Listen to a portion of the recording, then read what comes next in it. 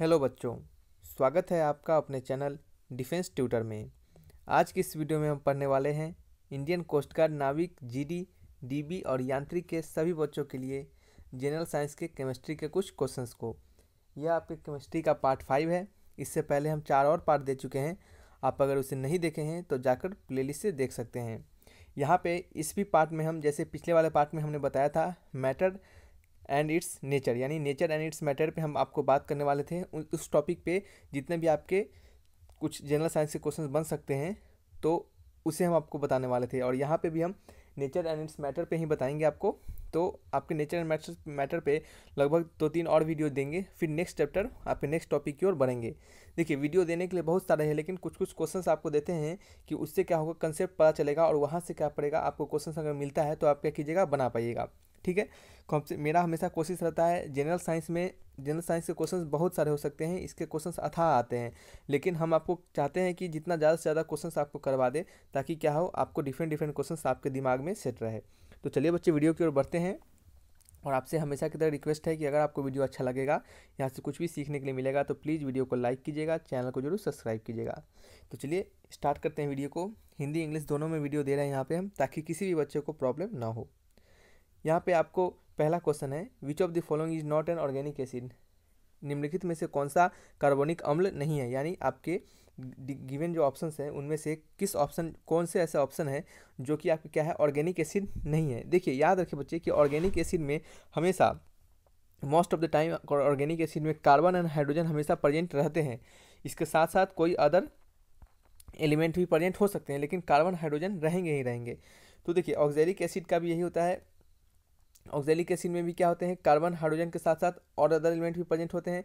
लेकिन hydrochloric acid क्या बच्चे, कौन से बच्चे, हाइड्रोक्लोरिक एसिड में क्या होते हैं, ये इसका फार्मूला होता है HCl। हाइड्रोक्लोरिक एसिड का फार्मूला होता है HCl। और ये क्या होते हैं, आपके इनऑर्गेनिक होते हैं। क्या होते हैं, इनऑर्गेनिक होते हैं, यानी कार्बनिक अम्ल नहीं होते हैं। एसिटिक एसिड होते हैं बच्चे CH3COOH। क्या होता है, CH3COOH। तो ये क्या होते हैं, आपके एसिटिक एसिड होते हैं। तो यहाँ पे भी आपको कार्बन और हाइड्रोजन दिख रहा है। इसी तरह साइट्रिक एसिड भी होते हैं, क्या होते हैं, ये भी आपके कार्बन और हाइड्रोजन के कंपाउंड्स होते हैं। ऑक्जेलिक एसिड भी आपके कार्बन हाइड्रोजन के कंपाउंड्स होते हैं। तो ये जो भी आपके यहाँ पे ऑक्जेलिक एसिड है, साइट्रिक एसिड है, तो इसके हमने फार्मूला को और भी पिछले वाले लेक्चर में बताया है, तो आप वहाँ से इसे देख सकते हैं। ठीक है, इसके लिए हम यहाँ पे आपको नहीं बता रहे हैं। तो आपको ऑक्जेलिक एसिड और साइट्रिक एसिड का फार्मूला आपसे पूछा भी नहीं जाएगा। एसिटिक एसिड का पूछा जा सकता है, तो वो हमने यहाँ पे भी फिर से बता दिया। ठीक है, तो आंसर क्या होगा, हाइड्रोक्लोरिक एसिड, जो कि क्या है, आपके कार्बनिक अम्ल नहीं है। नेक्स्ट क्वेश्चन है आपका, the product of neutralization reaction is. निराकरण प्रतिक्रियाओं का उत्पाद है। तो न्यूट्रलाइजेशन रिएक्शन के प्रोडक्ट क्या क्या होते हैं।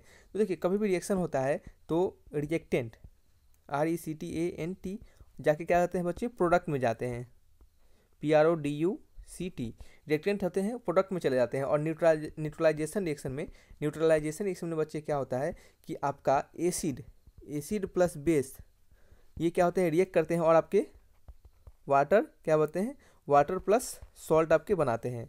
तो एसिड प्लस बेस मिलके वाटर और सॉल्ट बनाते हैं। तो आपको क्वेश्चन में पूछा जा रहा है कि न्यूट्रलाइजेशन रिएक्शन का क्या प्रोडक्ट होता है, तो इस साइड क्या होगा, आपका प्रोडक्ट होगा, यही तो प्रोडक्ट होगा ना। तो क्या होगा बच्चे, सॉल्ट एंड वाटर। क्या होगा, सॉल्ट एंड वाटर। तो देखिए, इसी तरह आपको क्या करना है बच्चे कि आपको अगर कभी क्वेश्चंस में थोड़ा सा घुमा करके आपसे पूछ दिया जाए कि न्यूट्रलाइजेशन रिएक्शन में क्या क्या रिएक्टेंट होते हैं, तो आप क्या लिखिएगा, एसिड एंड बेसिस। ठीक है, यानी एसिड कहने का मतलब होता है बच्चे, इसको हिंदी में हम अम्ल कहते हैं, और बेसिस का हिंदी हमें नहीं पता है अभी, तो इसके लिए हम क्षमा चाहते हैं। ठीक है, चलिए नेक्स्ट क्वेश्चन की ओर बढ़ते हैं। Which method is prevented for rusting, यानी कौन सा इसमें से मेथड यूज किया जाता है रस्टिंग को प्रिवेंट करने के लिए, यानी रस्टिंग से बचने के लिए, जंग को रोकने के लिए किस विधि का उपयोग किया जाता है।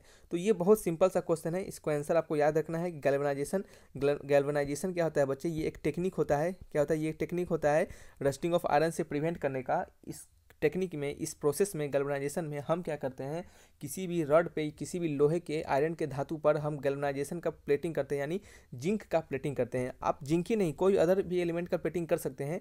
ये प्लेटिंग इसके लिए करते हैं क्योंकि ये क्या करता है, आपका ऑक्सीजन से आपके आयरन को कंटेक्ट को हटा देता है, और इसके कारण ऑक्सीजन से, इसका काम है कि ऑक्सीजन से आपके आयरन जो भी आपके सब्सटेंस होंगे उसके कंटेक्ट को हटा देगा, बाहरी एटमॉस्फेयर से उसको हटा देगा। इसके कारण क्या होगा बच्चे, रस्टिंग से आपका बचेगा। क्या हो जाएगा, रस्टिंग से आपका प्रिवेंट करेगा वो, ठीक है। तो गैल्वेनाइजेशन प्रोसेस होता है, उसमें क्या होता है, ये आपको रस्टिंग से बचाता है। नेक्स्ट क्वेश्चन है आपका, the common element present in all acid, सभी एसिड में जो कॉमन एलिमेंट प्रेजेंट होते हैं उनके नाम क्या है। सभी अम्ल में मौजूदा समान तत्व है हाइड्रोजन, नाइट्रोजन, ऑक्सीजन, कार्बन। देखिए बहुत सिंपल क्वेश्चन है ये भी, आपको हमेशा याद रखना है कि एसिड में क्या होते हैं, एसिड में हमेशा हाइड्रोजन प्रेजेंट होते हैं, और इसे अच्छे से कहें तो हाइड्रोजन आयन क्या होते हैं, H+ आयन हमेशा प्रेजेंट होते हैं। डिफिनीशन होता है कि acid gives H+ ion, acid हमें H+ आयन देता है। तो ये क्या हो गया आपका, एसिड क्या आपका, एसिड में आपका हमें H+ आयन देता है, तो एसिड जो होगा वो हमेशा हाइड्रोजन उसके अंदर प्रेजेंट होगा, तभी उसका क्या होगा, वो एसिड कहा जाएगा। अधिकतर बार एसिड के अंदर हाइड्रोजन प्रेजेंट होता है, तो इसका आंसर क्या होगा, option number A. Next question है आपका, which method crystal of pure substance are obtain, यानी किस मेथड से किसी प्योर सब्सटेंस के क्रिस्टल को ऑब्टेन कर लेते हैं, किस मेथड से हम किसी भी प्योर सब्सटेंस के क्रिस्टल को हम ऑब्टेन कर लेते हैं।